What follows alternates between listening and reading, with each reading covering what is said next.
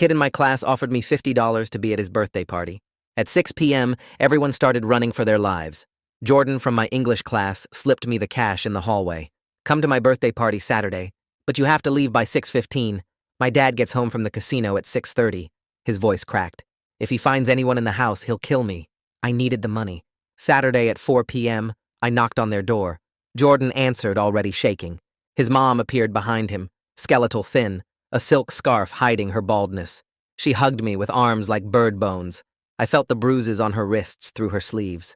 The living room had 15 teenagers sitting rigid like we were in detention. When Jordan's mom went to the kitchen, a girl whispered, $50? Everyone nodded. We were all hired from different schools. I went to the bathroom and noticed the house was completely empty, except the party room. No furniture anywhere. Every penny was going to her treatment. Jordan kept checking his phone. 4:30, 5 o'clock, 5:15. Each time his hands shook harder. His mom brought out a cake, tears streaming. I haven't seen Jordan with friends in 3 years. Not since Tom got promoted. She touched her bruised wrist. He gives Jordan $300 each week to bet his lucky numbers at the casino while he works. Jordan went white. His mom noticed. Jordan, you didn't touch the casino money? We all understood. Jordan had stolen his father's gambling money to hire us. 5:45. Jordan was cleaning obsessively. Maybe if it's perfect, he won't. He couldn't finish. 6 o'clock. Jordan's phone buzzed. He read it, and his legs buckled. He's leaving early. His mom collapsed into a chair. One happy day isn't worth what he'll do. Everyone out. NOW. Jordan was shoving us toward the back door. 6:10. Headlights swept the driveway. We scattered. 8 of us hopped the fence immediately. But I looked back through the kitchen window. Tom walked in. 6'3" in his casino security uniform, scanning everything. The cake, the decorations, his wife trying to smile. Where's my money, Jordan? Dad, please. Tom grabbed Jordan by the collar and dragged him into the hallway. Thump. Jordan's mom screamed. I was frozen at the window, recording on my phone. $300 for strangers to pretend to like you? Another thump. You think you can steal from me? Jordan's mom was sobbing, trying to crawl toward the hallway before collapsing. Tom reappeared, adjusting his uniform. Jordan dragged himself back into view, blood running from his nose, holding his ribs. Tom picked up the birthday cake and threw it against the wall. There's your party. Jordan looked straight at me through the window. Our eyes met for 1 second before he mouthed the word, run. I ran, but I had it all on video. The next morning, Jordan wasn't at school. His desk had been cleared out. The teacher said he'd been withdrawn for family reasons. I showed the video to my mom that night. She watched the whole thing without saying a word. Then she called the police. They arrested Tom at the casino the next day. The security footage from his own workplace showed him leaving early, matching my video's timestamp exactly. Jordan's mom gave a statement from her hospital bed. She'd been too scared to report anything for years, but seeing her son's blood on camera broke something loose. Jordan was placed with his aunt 3 towns over. His mom started treatment at a better facility once Tom's paycheck stopped going to the casino. The court awarded her everything. I didn't see Jordan again until 4 months later. He showed up at my school during lunch, just standing by the fence. I walked over. I never thanked you, he said, for not running right away. I almost did, but you didn't. He looked different, still thin, but not shaking anymore. Mom's in remission. The doctors say she's responding well. That's good. He pulled out his wallet and handed me $50. I can't take that. It's not payment this time. He almost smiled. It's an invitation. My aunt's throwing me a real party next weekend. No time limit, no running. I took the money and handed it back to him. Keep it. I'll come for free. He stared at the bill in his hand for a long moment. First time anyone's ever said that. We stood there in silence. The bell rang. He nodded once and walked away. I went to the party. There were only 6 people there, but they were real friends. His aunt made a cake. His mom sat in a chair by the window, too tired to stand but smiling the whole time. Nobody checked the clock. Nobody ran. At 6:30, Jordan looked at the door out of habit. Then he laughed, quiet and surprised, like he'd just remembered his father wasn't coming. That sound was worth more than $50. I couldn't sleep that night. Every time I closed my eyes, I saw Jordan's face through that window, blood running from his nose, mouthing the word, run. The video sat on my phone like a weight. At 3 a.m., I gave up trying to sleep and watched it again in the dark of my bedroom. Tom's uniform, the timestamp showing 6:17 p.m., Jordan's blood on the carpet, his mother collapsing. Every detail was sharp and clear. This wasn't just some shaky phone footage. It was evidence that could actually help them. I watched it 3 more times, making sure the audio caught Tom's voice, The sound of him hitting Jordan, his mother screaming. It was all there. Everything the police would need to see what really happened in that house. The next day, I walked around like a zombie. My mom noticed me at breakfast, staring at my cereal without eating. She asked if I was feeling sick. I said I was fine, but I kept checking my phone, looking at that video, wondering what I was supposed to do with it. After school, I paced my room for 2 hours. My mom knocked on my door around 6. She told me to come downstairs. We needed to talk. I grabbed my phone and followed her to the kitchen. She sat across from me at the table, hands folded, waiting. I didn't say anything. I just pulled up the video and slid my phone across to her. She pressed play. I watched her face while she watched the screen. Her jaw got tighter with each second. Her hands gripped the edge of the table. When Tom dragged Jordan into the hallway, she flinched. When Jordan's mother screamed, she closed her eyes for just a moment before forcing them open again. The video ended. She set my phone down very carefully, like it might break. Then she looked at me with an expression I'd never seen before, something hard and determined and angry all at once. "We're calling the police right now." Her voice had no room for argument. She was already reaching for her own phone, already dialing. I sat there while she talked to the emergency operator, explaining that her son had video evidence of child abuse and domestic violence. She gave our address. She said we'd be waiting. She hung up and looked at me again. "You did the right thing recording this. Now we're going to make sure it helps them." The police showed up 45 minutes later. 2 officers in uniform knocked on our door. My mom let them in and they sat in our living room, one of them pulling out a notebook while the other one introduced herself as Detective Hope Bradford. Hope had short dark hair and eyes that looked like she'd seen too much bad stuff already. Her partner was younger, quieter, taking notes while Hope asked me questions. I told her everything. The birthday party, Jordan paying 50 kids to show up, his father coming home early, watching through the window while Tom beat his son, recording it because something in me knew this evidence mattered. Hope listened without interrupting. When I finished, she asked to see the video. I handed her my phone. She watched it twice, her face staying completely calm and professional, even though I could tell it bothered her. She asked her partner to make copies of the file. He pulled out some kind of cable and connected my phone to a laptop, downloading the video while Hope explained what I'd witnessed. Felony assault, domestic violence, child endangerment. She said my video combined with the timestamps could be crucial for building a case against Tom. The casino would have security footage showing when he left work. My video showed when he arrived home. Everything would line up perfectly. Then Hope told me something that made my chest feel less tight. Jordan and his mother were currently safe because Tom worked overnight shifts at the casino. He wouldn't be home until morning, but the police needed to move fast before that happened. Hope looked at me seriously and asked if I'd be willing to testify about what I saw if the case went to court. I didn't even hesitate. I said yes immediately. Jordan had stayed quiet when Tom could have seen me at that window. He'd protected me by keeping his mouth shut even while his father was hurting him. The least I could do was tell the truth about what happened. Hope's partner finished copying the video and handed my phone back. Hope gave my mom a card with her direct number. She said they'd be in touch soon, probably within 24 hours. They needed to coordinate with Child Protective Services and get warrants. My mom walked them to the door and came back looking tired but relieved. She hugged me without saying anything. We ordered pizza for dinner, but neither of us ate much. The next morning at the school felt wrong. I walked into English class and Jordan's desk was empty. Not just empty like he was absent, empty like someone had cleared out all his stuff. His textbooks were gone. The notebook he always kept in the desk cubby was gone. Even the pencil he'd left there last week was gone. Miss Harrington started the lesson, but I couldn't focus. I kept staring at that empty desk, remembering Jordan sitting there 3 days ago, nervous and shaking, slipping me $50 in the hallway. Miss Harrington noticed me staring. After class, she pulled me aside in the hallway. "Do you know why Jordan withdrew so suddenly?" Her voice was gentle, concerned. I wanted to tell her everything, but Hope had said the investigation was confidential. I could only say, family emergency, and watch Ms. Harrington's face fall with worry. She touched my shoulder and told me if I needed to talk to someone, the counselor's office was always available. I nodded and left, feeling like I was carrying this huge secret that nobody else could know about yet. That afternoon, my mom's phone rang while I was doing homework at the kitchen table. She answered, listened, then smiled wider than I'd seen in days. She hung up and told me Detective Bradford had news. They'd arrested Tom at the casino during his shift. My video, plus the casino's own security footage, proved he'd left work early that night. His co-workers confirmed he'd seemed angry when he rushed out.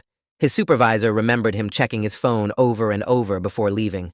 Everything matched the timeline perfectly. Tom was in custody.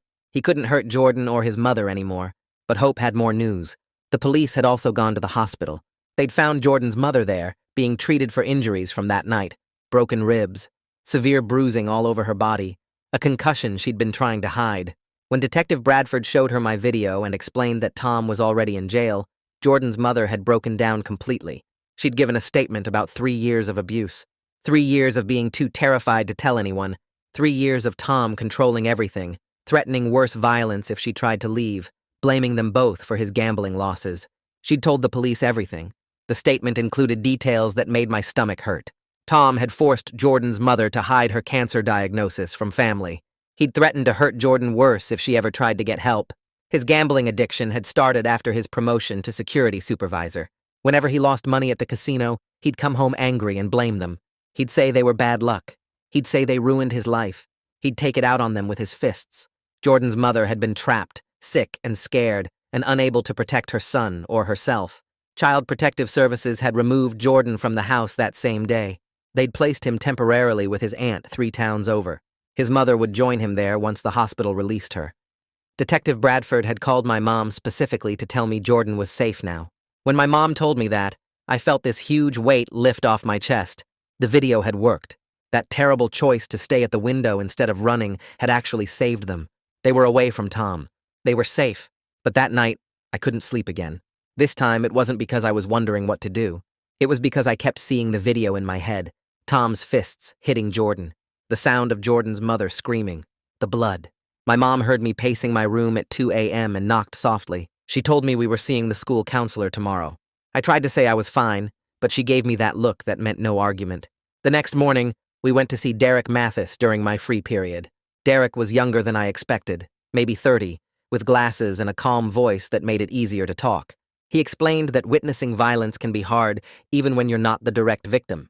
Your brain processes it as trauma because you saw someone get hurt and couldn't stop it. He taught me breathing exercises for when the memories got too intense. 4 counts in, hold for 4. 4 counts out. He said it was normal to have nightmares. Normal to feel guilty even though I'd done nothing wrong. Normal to replay the video in my head over and over. He gave me his card and told me to come back whenever I needed to talk. I went back to Derek's office 3 days later because the nightmares weren't getting better. He walked me through the breathing exercises again and explained that my brain kept replaying the video because it was trying to process what happened. He said it was normal for witnesses to feel stuck in the moment they saw violence occur. We practiced grounding techniques where I had to name 5 things I could see in his office, 4 things I could touch, 3 things I could hear. It helped a little bit. Derek gave me homework to write down the nightmares when they happened, so we could talk about patterns next session. Tom's bail hearing happened on a Thursday morning. My mom got a call from the prosecutor's office telling us the outcome. Tom's lawyer had argued he wasn't dangerous because he'd held his casino job for 6 years without incidents and had ties to the community. The prosecutor played my video in the courtroom. My mom said they told her the judge watched the whole thing without saying a word, just staring at the screen while Tom sat there in his orange jumpsuit. When the video ended, the judge denied bail immediately. He said any man who could beat his own son that badly while the mother lay injured on the floor posed a clear danger to his family. Tom would stay in county jail until trial. My mom squeezed my hand when she told me that part. She said the video made it impossible for them to pretend Tom was just a regular guy who made a mistake. 2 weeks after Tom's arrest, Detective Bradford called our house again. My mom put her on speaker so I could hear. Jordan's mother was discharged from the hospital that afternoon. Her broken ribs were healing, and the concussion had improved enough for her to leave. She'd be staying with Jordan at his aunt's house during recovery. Bradford said the aunt had a 3-bedroom house with plenty of space for both of them. The aunt had already enrolled Jordan in the local high school, so he could finish the semester without more disruption. Bradford's voice sounded lighter when she talked about Jordan and his mother being together in a safe place. She said the aunt seemed like a caring person who genuinely wanted to help them rebuild their lives. My mom thanked her for the update, and I felt relieved knowing Jordan wasn't alone anymore. The prosecutor's office contacted my mom the following week about me giving a deposition. Since I was a minor witness, they needed to record my statement officially before trial. We drove to the courthouse on Saturday morning. The building was mostly empty on the weekend. A woman from the prosecutor's office led us to a conference room with a camera set up on a tripod. She explained they'd ask me questions about what I witnessed, and I should answer as clearly as possible. My mom sat beside me the whole time. They asked me to describe everything from the moment I looked back through Jordan's kitchen window. I told them about Tom walking in wearing his casino uniform. about him grabbing Jordan and dragging him into the hallway, about the sounds of him hitting Jordan while his mother tried to crawl toward them. I described Jordan's bloody nose and how he held his ribs when he came back into view. The prosecutor said my testimony about Tom's deliberate violence toward a minor would strengthen their case significantly. She said, having a witness who wasn't family made the evidence even more powerful because I had no reason to lie. The whole deposition took 90 minutes, and I felt exhausted when we left. At the school on Monday, kids started asking me questions about Jordan. I was getting books from my locker when 3 girls from my math class cornered me in the hallway. They wanted to know why Jordan disappeared so suddenly. One of them said she heard Jordan got arrested for stealing. Another said someone told her Jordan was in rehab. I realized rumors were spreading through school, and nobody knew the truth. I didn't know what to say without breaking Jordan's privacy. Miss Harrington walked past right then and overheard the conversation. She stopped and turned to face the girls.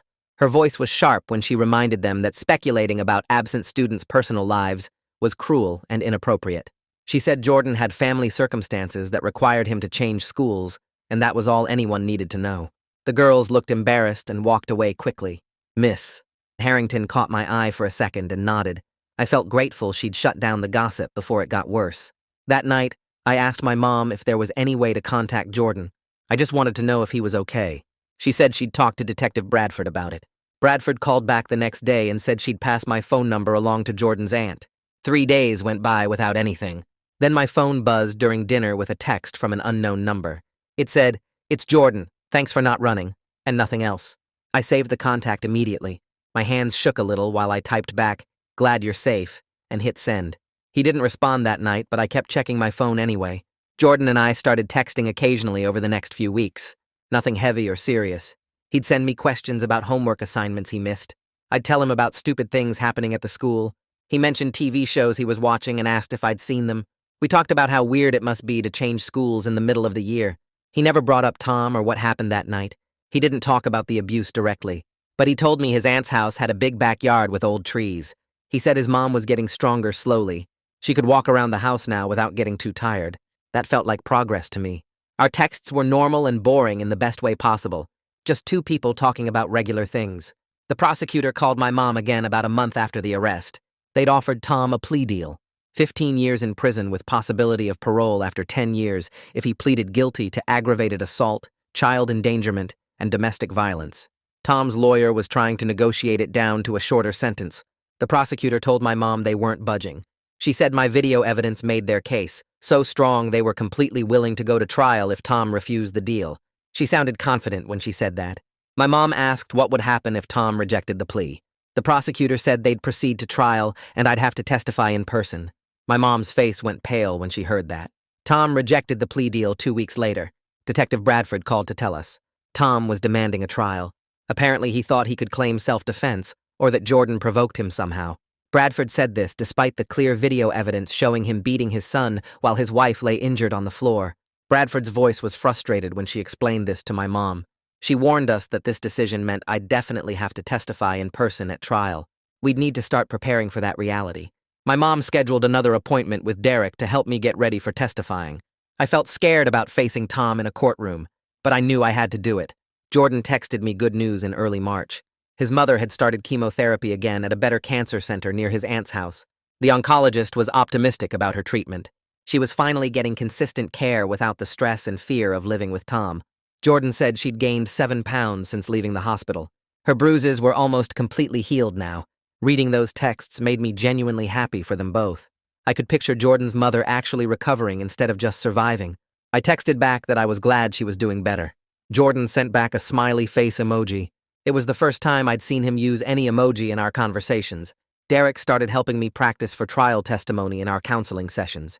He'd do mock question and answer sessions where he pretended to be the defense attorney trying to rattle me. He taught me to stick to facts when answering questions. Pause before responding to think about my answer. Never guess or speculate about things I didn't directly witness. He reminded me over and over that telling the truth was the most powerful thing I could do for Jordan's family. We practiced for 3 sessions. Derek would ask aggressive questions like, "Are you sure you saw that?" or "Couldn't you be mistaken about what happened?" And I'd practice staying calm and repeating what I knew I saw. By the 3rd session, I felt more prepared, but still nervous about the real thing. The prosecutor called my mom in late April. The trial date was set for the first week of June. 5 weeks away. My stomach twisted when Mom told me. I'd been expecting this call for months, but hearing the actual date made it real. I was going to have to walk into a courtroom and look at Tom while describing what he did to his family.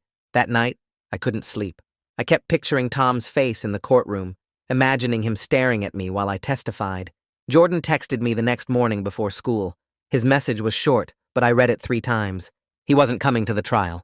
His therapist and the prosecutor both agreed it would be too hard for him. His mother planned to testify, though. She wanted to tell the jury about everything Tom had done over the years. I texted back that I understood. Part of me was relieved Jordan wouldn't have to sit through that, but part of me wished he'd be there so I wouldn't feel so alone.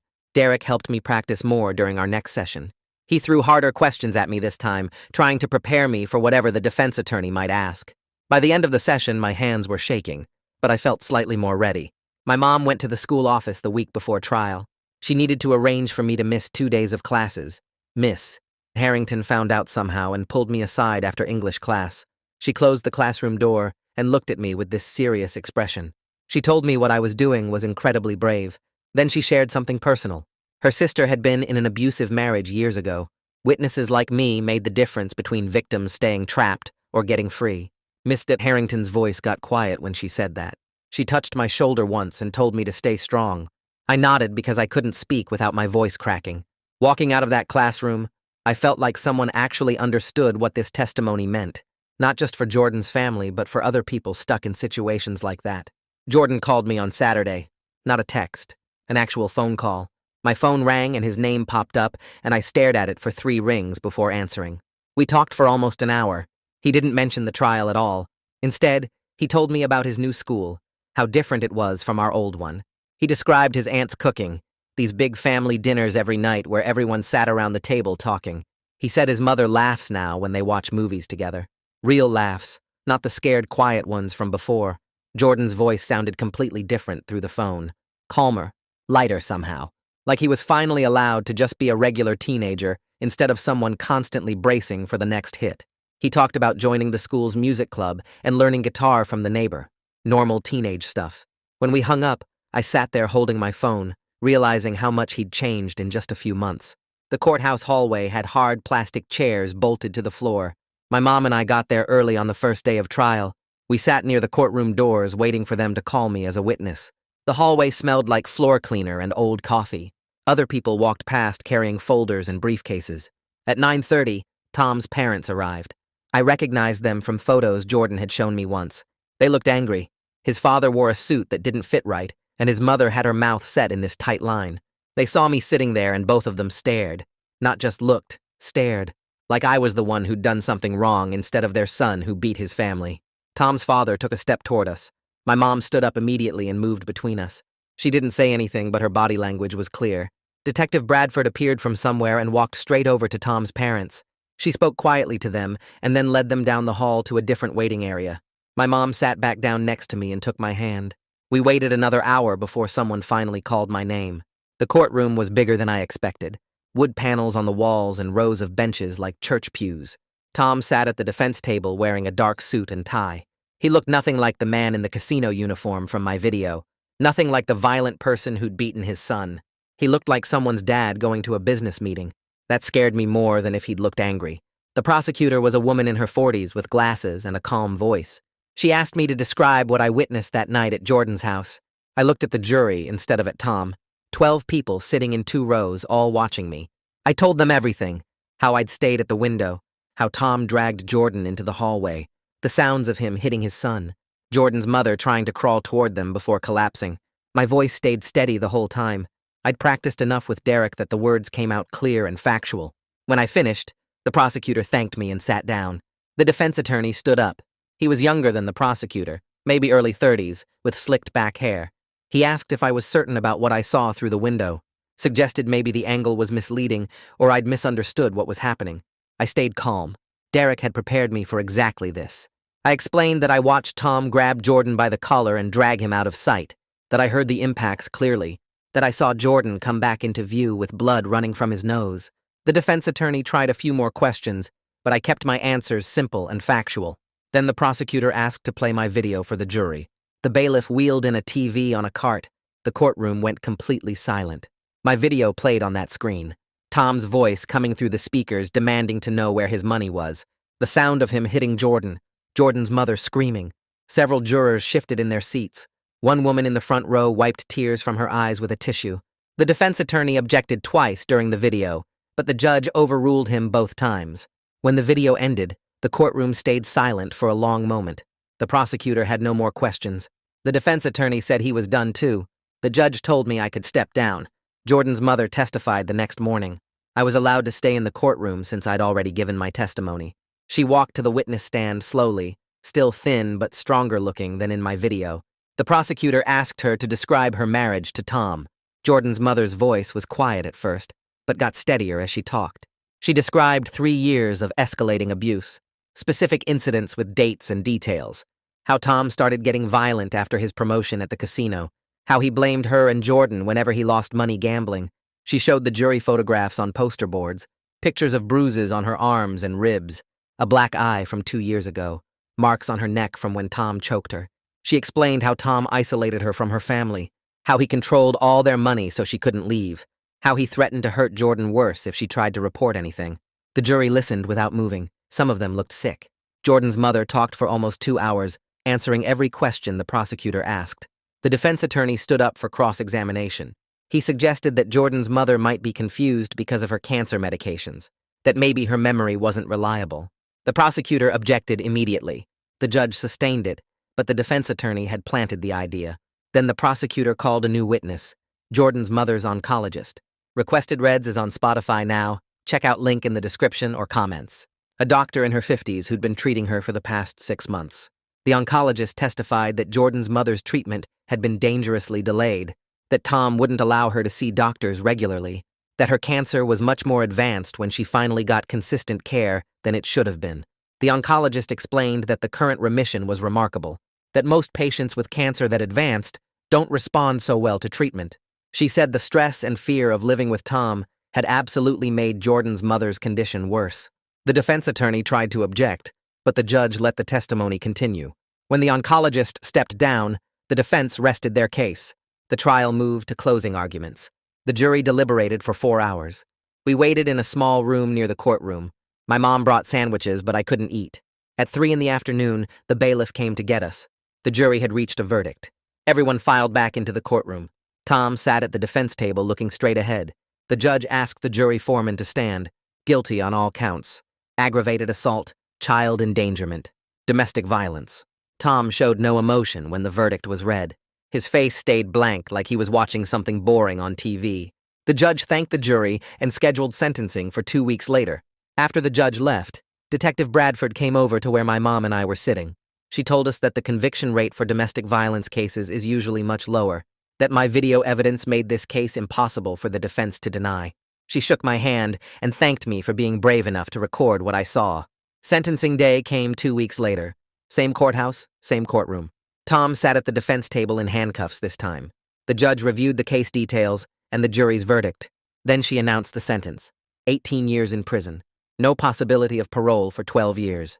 The judge cited the severity of violence against his own child, the pattern of abuse against his wife, the complete lack of remorse Tom had shown throughout the trial. That's when Tom finally showed emotion. He turned in his chair and looked straight at me sitting in the gallery. His eyes were full of hate, pure rage directed right at me for maybe 3 seconds. The bailiff moved immediately, blocking Tom's view and grabbing his arm. 2 more bailiffs appeared and removed Tom from the courtroom through a side door. He tried to look back at me one more time, but they had him by both arms. The door closed behind them with a heavy click. My mom squeezed my hand so hard it hurt. The judge banged her gavel once and court was dismissed. I walked out of the courtroom into the hallway, my legs shaky from watching Tom get sentenced. Jordan's mother was waiting there, and when she saw me, she moved fast. She wrapped her arms around me and squeezed so tight I couldn't breathe properly. Her voice kept repeating the same words right next to my ear. You saved our lives. You saved our lives. You saved our lives. She said it maybe 10 times before she let go enough for me to step back. She looked completely different from the video on my phone. Her face had actual color now instead of that gray, sick look. She wore a wig that looked real, brown with highlights, styled like a normal mom's haircut. The silk scarf was gone. The bird bone arms had some weight on them. She wasn't the skeleton woman from Jordan's living room anymore. The divorce happened fast because Tom was locked up and couldn't fight it properly. Jordan's mother had a restraining order that made everything simpler, according to the lawyer. The judge gave her full custody of Jordan, plus their house, plus Tom's pension from the casino. Tom's lawyer stood up and argued about the pension, saying Tom earned that money through years of work. The judge looked at him like he was stupid. She said that after what Tom did to his wife and son, he should consider himself lucky his ex-wife wasn't suing him for additional damages on top of everything else. The lawyer sat down. Jordan's mother got everything. My phone buzzed during math class 3 weeks later. A text from Jordan. We're moving back into the house. My aunt is helping Mom redecorate everything. New paint, new furniture, new locks on all the doors. Mom sold all of Dad's casino stuff, his lucky poker chips and card decks and all those framed photos of him with his security team. We're using that money plus the pension to make it feel completely different. Like he was never there. I texted back asking if he was okay with going back to that house. He replied fast. It's not his house anymore. It's ours now. We're erasing him from every room. 4 months passed. I was sitting in the cafeteria eating lunch when I looked out the window and saw someone standing by the fence. Just standing there, not moving, staring at the building.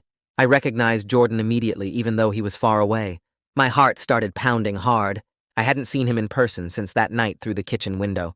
I dropped my sandwich and headed for the door. Nobody asked where I was going. I walked across the grass toward the fence, and Jordan watched me the whole way. When I got close enough to see his face clearly, I noticed how different he looked. He'd gained weight, so his cheeks weren't hollow anymore. His eyes weren't darting around, checking for danger. He stood still and calm. He spoke first. I wanted to thank you. For not running away when everyone else did. For recording what happened even though it was dangerous. His voice was steady, not cracking like it used to. I shrugged because I didn't know what to say. He kept talking. You could have just run. You should have run. But you stayed at that window with your phone out while my dad was hurting me, and that took guts. Real guts. I finally found words. I almost did run. I was so scared my hands were shaking. I nearly dropped my phone twice. Jordan nodded like he expected that answer. That's what makes it brave. Doing the right thing even when you're terrified. My therapist has been helping me understand the difference between fear and actual danger. Fear is just a feeling. Danger is real. That night was real danger, and you stayed anyway.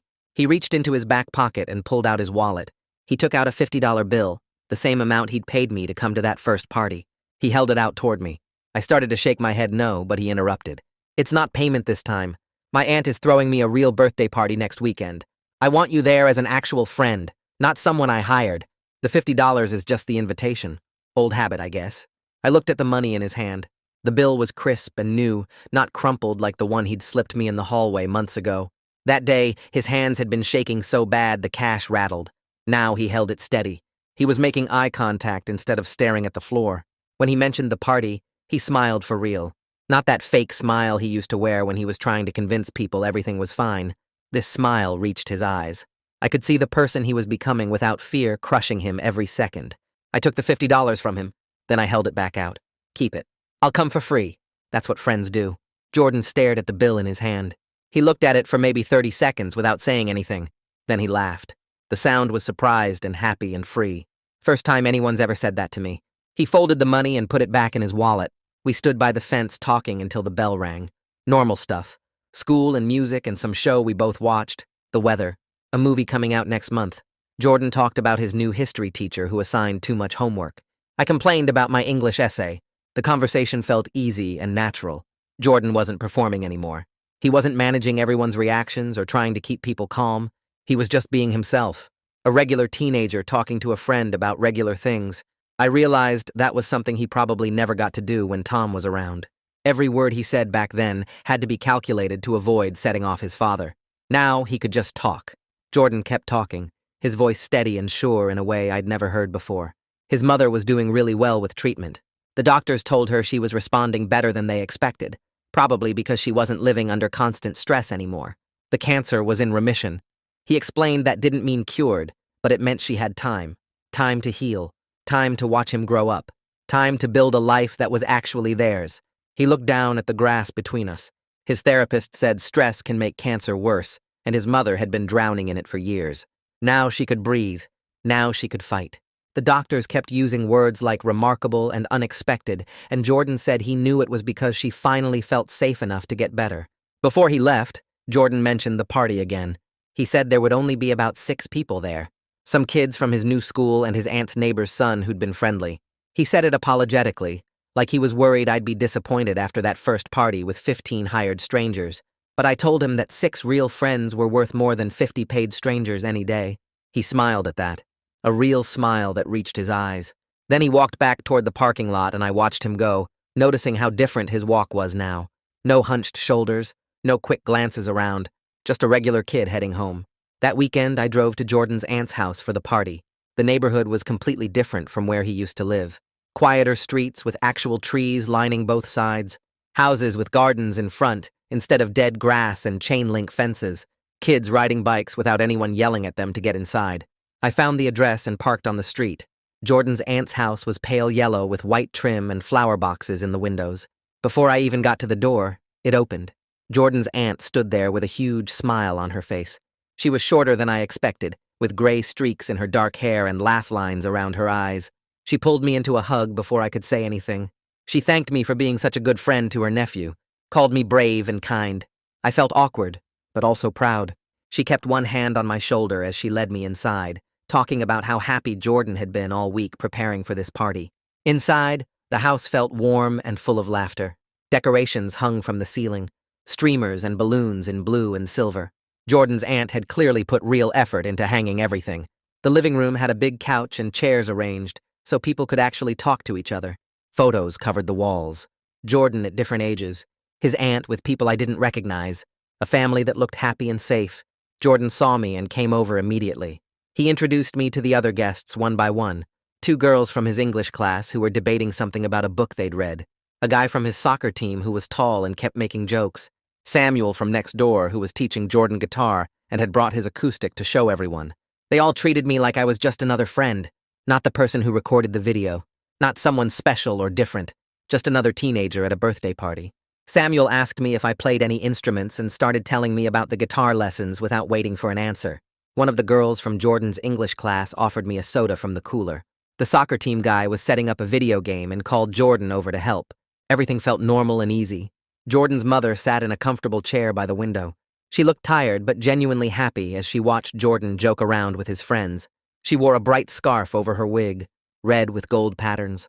When she caught me looking, she smiled and mouthed thank you across the room. I had to look away before I started crying. She looked so different from that night. Her face had color now. Her eyes were clear. She was wearing regular clothes instead of that silk scarf hiding everything. She looked like someone who was allowed to exist instead of someone trying to disappear. Jordan sat on the arm of her chair for a minute, and they talked quietly. She touched his hand. He leaned into her shoulder, small moments that probably happened all the time now, but still felt important.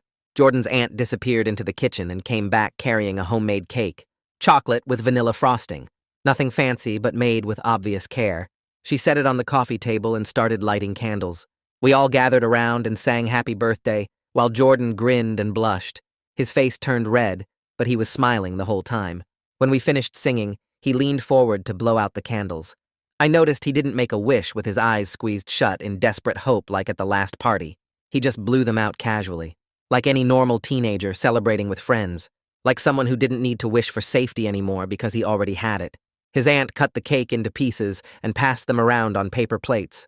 The frosting was sweet, and the cake was moist. Real homemade cake that someone had spent time making because they cared. We ate cake and played video games and talked about music and movies. Nobody mentioned Tom or the trial or anything heavy. The soccer team guy told a story about their coach making them run extra laps. One of the girls complained about her math teacher. Samuel played a song on his guitar that he was learning. Jordan argued with the soccer guy about which character was best in the video game. Regular teenage conversations about regular things. I watched Jordan relax more with each hour. His shoulders dropped. His laugh got louder. He sprawled on the couch instead of sitting rigid, like he was slowly believing that this safety was real and permanent, that nobody was going to burst through the door, that he was allowed to just be himself and have fun. Around 6 o'clock, I noticed Jordan glance at the door out of pure habit. His whole body tensed for just a second. His hands gripped the video game controller tighter. His eyes went to the clock on the wall, but then he looked around at his aunt's living room, at his mother smiling from her chair, at his friends laughing over the video game, at Samuel tuning his guitar, at the remains of the birthday cake on the coffee table. His shoulders dropped as he remembered that Tom wasn't coming, would never come here, couldn't hurt them anymore. The tension drained out of him like water. He took a deep breath and went back to the game. Jordan caught me watching him have that realization. He laughed, quiet and surprised and free, like he just discovered something wonderful. He looked right at me and said, "It's 6:30. I understood immediately what he meant. This was the time Tom would have arrived. The deadline that used to mean danger. The moment when everyone had to run. And now it was just another moment in a safe, happy evening. Just numbers on a clock that didn't mean anything bad anymore." Jordan kept looking at me while his friends kept playing the game around us. His eyes were bright. His smile was real. He shook his head like he couldn't believe it himself. That laugh, that moment of Jordan recognizing his own freedom, felt more important than the guilty verdict or the prison sentence. This was what justice actually looked like. Not Tom behind bars, but Jordan able to exist past 6:30 without fear, able to have friends over without checking the clock, able to just be a teenager at his own birthday party, able to laugh and play games and eat cake without terror hanging over everything. The trial had put Tom in prison, but this moment proved Jordan was free, really free. Not just physically safe, but emotionally free to live without that constant dread. I watched him turn back to his friends and make a joke about the video game. Watched him be normal. That was the real victory. The party rolled past 7 o'clock without anyone checking phones or glancing at doors. Jordan started doing impressions of teachers from his new school, and his voice got louder with each one. He acted out the math teacher's weird hand gestures and the gym coach's obsession with dodgeball. His friends laughed and added their own stories about the same teachers. The soccer guy mimicked how the coach yelled during practice. One of the girls did a perfect impression of the librarian shushing people. Jordan bounced between impressions, getting sillier each time, making exaggerated faces and dramatic gestures. He pretended to be the principal doing morning announcements, then switched to the cafeteria lady who always gave extra fries. His whole body relaxed into the performance, shoulders loose, hands waving around. Nobody here knew what a big deal this was. They just saw Jordan being funny and weird like any other teenager at a party. But I watched him transform into someone who could be goofy without fear, and it hit different, knowing where he came from.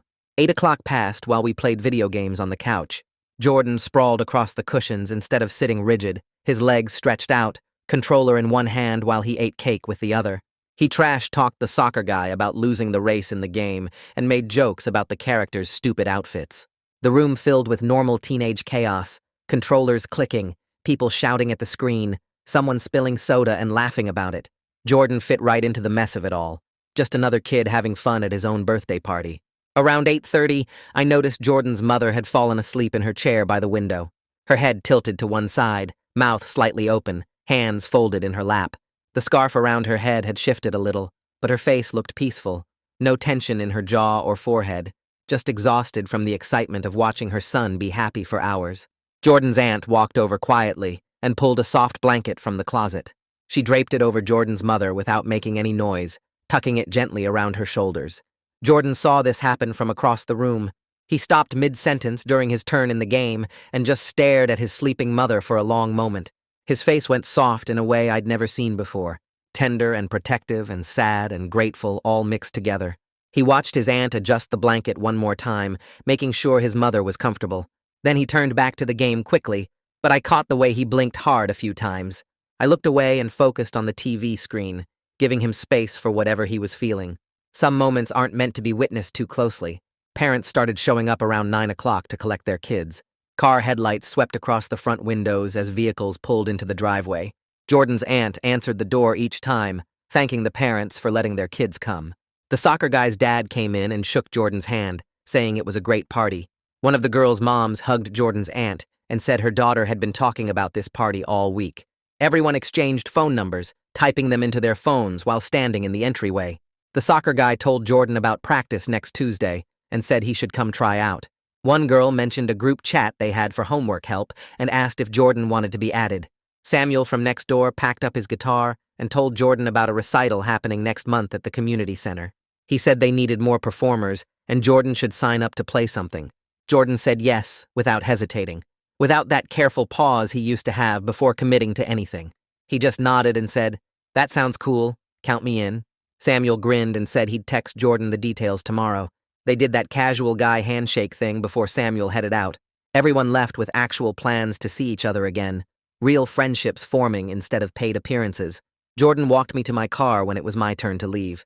The night air felt cool after being inside for hours. His aunt's porch light cast long shadows across the driveway. Jordan stopped next to my car door and said, "Thanks for coming. This was really fun." His voice sounded light and easy, not heavy with trauma or desperate gratitude like before. Just a normal thank you between friends after a good time. Then he asked if I wanted to hang out next week, said there was a new superhero movie coming out on Friday, and maybe we could catch it. He said it casually, like asking a friend to see a movie was the most normal thing in the world, which it was. But for Jordan, it meant something bigger. It meant he believed he'd still be here next week, still safe, still able to make plans without fear. I said yes immediately, told him Friday worked great for me. We pulled out our phones and looked up movie times right there in the driveway, picked the 7 o'clock showing and agreed to meet at the theater. Made actual specific plans with times and details, the way friends do. Jordan put the date in his phone calendar and showed me the screen to confirm. It felt completely normal and unremarkable, which made it remarkable for him. I got in my car and started the engine. Jordan stepped back onto the curb and waved as I backed out of the driveway. Through my rearview mirror, I watched him standing there under the porch light, one hand raised in a casual goodbye. He looked like any regular 17-year-old kid saying bye to a friend after a party. Not someone who used to check the clock every 5 minutes in terror. Not someone whose father dragged him down hallways and beat him bloody. Just a teenager in jeans and a hoodie, waving goodbye, probably thinking about the leftover cake in the kitchen. I drove away slowly, checking the mirror one more time. Jordan turned and walked back toward his aunt's house, hands in his pockets, shoulders relaxed. The porch light went off behind him as he went inside. That image stayed with me the whole drive home. Jordan walking into a safe house without looking over his shoulder. Jordan existing in a space where 6:30 didn't mean anything bad anymore. The next few weeks turned us into actual friends instead of people connected by trauma. Jordan texted me about stupid stuff like homework problems and funny videos he found online. I sent him memes about our English teacher and complained about my math test. We met up for coffee twice, just sitting in a booth at the diner near school, talking about music and arguing about which streaming shows were worth watching. Jordan told me bits about his therapy sessions sometimes, mentioned that his counselor was helping him work through stuff. He talked about his mother's treatment schedule and how tired the chemo made her, but how the doctors seemed hopeful. Mostly, though, we just talked about normal teenage things. He showed me photos of his aunt's cat doing dumb stuff. I told him about the drama in my friend group at the school.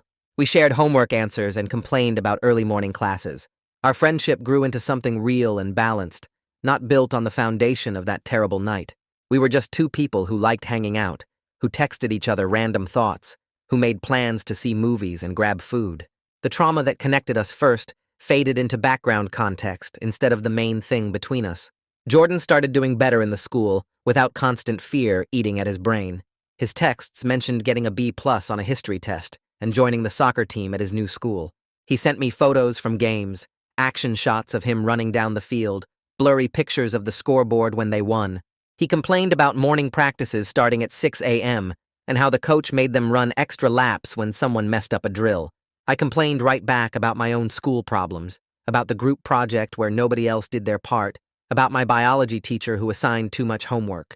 Our conversations balanced out into normal friendship stuff. Not me supporting him through recovery, not him being grateful I saved his life. Just two people sharing the regular annoying parts of being teenagers. He texted me about college applications he was starting to think about. I sent him photos of my dog doing stupid tricks. We argued about which video game was better and made plans to play online together. The friendship became real because it wasn't about what happened anymore. It was about who we were now. Two people who genuinely liked each other and wanted to stay friends. 2 months after the party, Jordan sent me a photo that made me stop scrolling through my phone. His mother standing next to a bell at the cancer center, her hand on the rope, the biggest smile on her face. Jordan's aunt stood beside her with her arm around her shoulders, both of them crying happy tears. The caption just said she finished chemo, and the scans look good. I stared at that photo for a long time, zoomed in on their faces, the joy and relief so clear in their expressions. Jordan's mother looked stronger than in any previous picture. Her face fuller, color in her cheeks, real hope in her eyes. I saved that photo to my phone immediately, filed it in a folder I'd never delete. That image represented everything working out the way it should. All the pain and fear and violence leading to this moment of genuine happiness and health. The bell represented an ending to treatment and a beginning to recovery. Jordan's mother got to ring it because she survived, because she got away from someone who was killing her slowly, because a teenager with a shaky phone recorded evidence through a kitchen window. I texted back a bunch of celebration emojis and told Jordan I was so happy for them. He replied with a simple thanks, followed by, "She's talking about going back to work soon, taking online classes, getting her life back." Those words mattered more than any verdict or sentence. She's getting her life back. Jordan told me his mother enrolled in online accounting classes because she wanted to work again. She had energy now without the constant stress and fear draining her. She was determined to build financial independence, so she never had to rely on anyone else for survival. Jordan said she studied at the kitchen table every morning, taking notes and watching lecture videos, completely focused on creating her own path forward. The house was fully theirs now after the divorce settlement, transformed into a space that felt safe. Jordan sent me photos of the redecorated rooms, bright yellow paint in the kitchen, new furniture in the living room that didn't match anything from before, plants growing on the windowsills, actual green living things that needed care and attention, photos of Jordan and his mother hanging on every wall, both of them smiling in each picture. The house looked completely different from my glimpses through that window on the terrible night. No more empty rooms with missing furniture, no more spaces that screamed poverty and desperation. Just a normal home where people lived without fear, where a mother studied for her future, and a son played video games without checking the clock. 6 months after I recorded that video, Jordan invited me to a small dinner at his house. He texted saying his mother wanted to celebrate her remission milestone with the people who mattered most, just me, his aunt, and them. I drove to the address, which was the original house but felt like visiting a completely different place. The outside looked the same, but when Jordan opened the door, everything inside had changed. Bright paint covered walls that used to be dingy. New furniture filled rooms that used to echo empty. Plants grew on the windowsills where I used to stand outside looking in. Photos of Jordan and his mother smiling covered the walls, erasing any trace of the family that used to live here in fear. The kitchen where Tom threw the birthday cake against the wall now had cheerful yellow paint and a table set for 4 people. Jordan's mother greeted me with a huge hug, and she felt solid and strong instead of bird bone fragile. Her hair was growing back in soft patches under a colorful scarf. Her face had color and life. She looked me in the eyes and thanked me for coming, for everything, for that night when I didn't run. The house smelled like home cooking instead of fear. Music played softly from a speaker. Jordan's aunt bustled around the kitchen finishing dinner preparations. Most importantly, the whole space felt peaceful instead of terrifying. No tension hanging in the air. No one checking the time. Just a normal family dinner about to happen in a house that finally felt safe in every corner. We sit down at the dinner table around 7 o'clock, and Jordan's mother starts telling stories about him as a little kid before everything went bad. She talks about how Jordan used to build these crazy forts out of couch cushions and blankets, spending entire afternoons arranging them just right before inviting her inside for pretend tea parties. Jordan laughs at this, actually laughs, and I realize I've never heard him talk about his childhood before, because he probably buried all those memories to survive. His aunt jumps in with her own stories about the rare times Jordan visited her house back then, how he'd be. So tense and quiet the first day, constantly checking his phone even though he was just a little kid, and by the second day, he'd start to relax and act like a normal child. She says the difference now is like night and day, that Jordan comes over almost every afternoon since they live so close, and he's becoming the kid he should have been all along. Jordan's mother gets tears in her eyes talking about his 5th birthday party, the last one before Tom's promotion changed everything, when Jordan were invited his whole kindergarten class and spent the day running around the backyard playing tag. I watch Jordan's face while she talks, and he looks happy but also sad, like he's mourning the childhood Tom stole from him. After dinner, Jordan asks if I want to see his room, and I follow him upstairs to the 2nd floor. He opens the door to a space that looks completely different from what I imagine it used to be. Bright blue paint covers the walls instead of whatever dull color Tom probably chose. Posters of bands and movies cover every surface, stuff Jordan actually likes instead of whatever he had to pretend to like around his father. His books are organized on shelves by genre, and there's a guitar in the corner that his neighbor Samuel is teaching him to play. Jordan tells me he's been gradually moving his stuff back from his aunt's place, reclaiming this space as his own instead of the prison cell it used to be. He's put up photos of him and his mother, him and his aunt, him and his new friends, creating a visual record of his actual life instead of the fake one he had to perform. I tell him the room looks great, and he smiles and says it feels like his for the first time ever. Around 9 o'clock, I tell them I need to head home, and Jordan's mother gets up from her chair to walk me to the door. She hugs me tight, and I can feel how much stronger she is now, compared to that first party when her arms felt like bird bones. She tells me she's grateful every single day that I stayed at that window instead of running like everyone else. She says that one choice I made changed the entire path of their lives, gave them both a future they never thought they'd have, and she hopes I understand how much that matters. I don't know what to say, so I just hug her back and tell her I'm glad they're both doing better. Driving home, I think about how different Jordan's face looks now compared to that terrible night. The fear is completely gone, replaced by hope and normal teenage concerns about homework and friends and what movie to see next weekend. Jordan mentioned he's thinking about college, maybe studying music or education, building a life based on what he actually wants instead of what he needs to survive. He's making real friendships that aren't based on payment or desperation, connections with people who like him for who he actually is. That sound of his surprised laughter at 6:30 plays in my mind, that moment when he realized his father wasn't coming and never would again. I know that moment was worth every second of fear I felt standing at that window with my phone shaking in my hands.